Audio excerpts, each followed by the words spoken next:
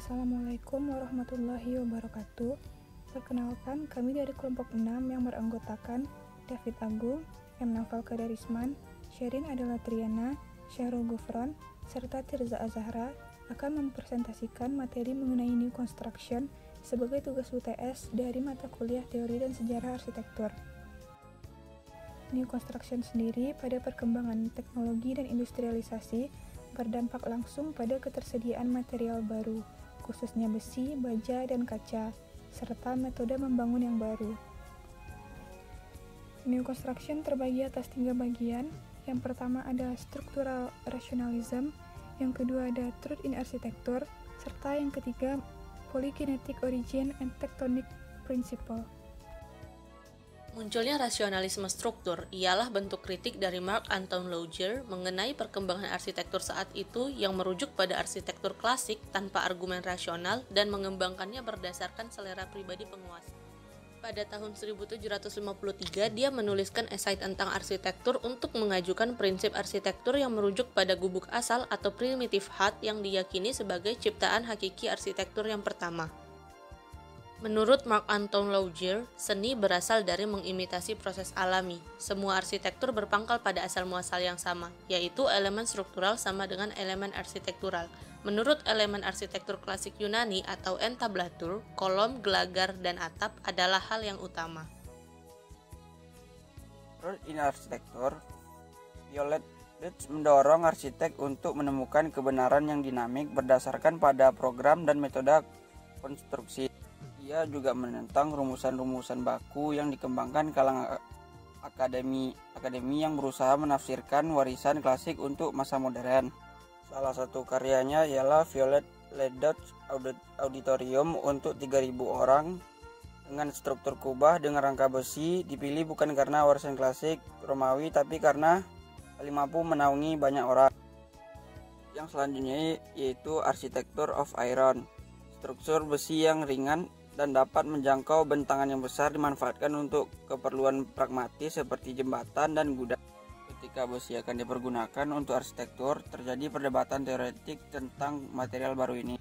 Kebutuhan membuat ruang dalam skala besar dengan waktu yang singkat dipenuhi dengan komponen besi dan kaca prefabrikasi. Estetika konstruksi modern yang sesuai dengan program sifat bahan dan metode pembangunan.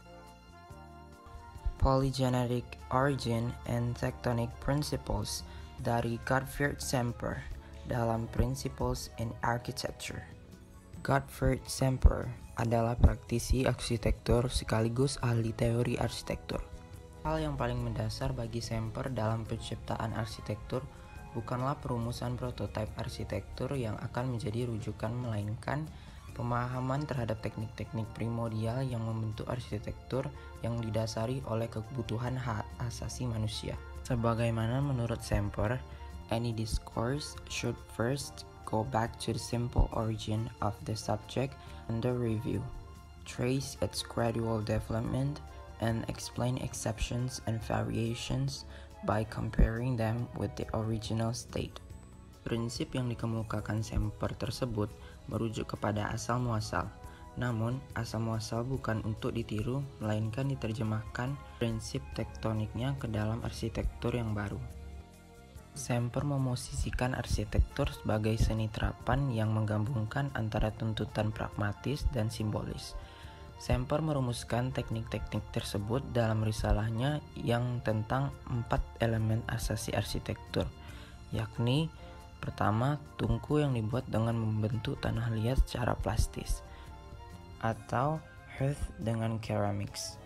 Yang kedua, landasan yang dibuat dengan teknik tumpukan yang masif atau earthwork dengan masonry work mount. Yang ketiga, rangka yang dibuat dengan ketukangan kayu atau framework dengan carpentry roof. Yang keempat, pelingkup atau dinding yang dibuat dengan teknik menganyam atau enclosing dengan weaving imbring.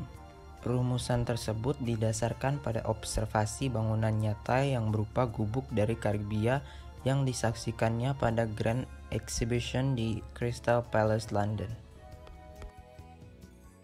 Pada studi kasus, kami akan mengambil bangunan Turning Torso. Turning Torso berlokasi di Malmö, Swedia, awal perancangan pada tahun 1999. Dibangun pada 14 Februari 2001 dan diselesaikan pada 27 Agustus 2005. Bangunan ini merupakan karya arsitek berkebangsaan Spanyol Santiago Calatrava. Bangunan ini memiliki ketinggian yang mencapai 190 meter atau 623 kaki dengan jumlah lantai sebanyak 54 lantai.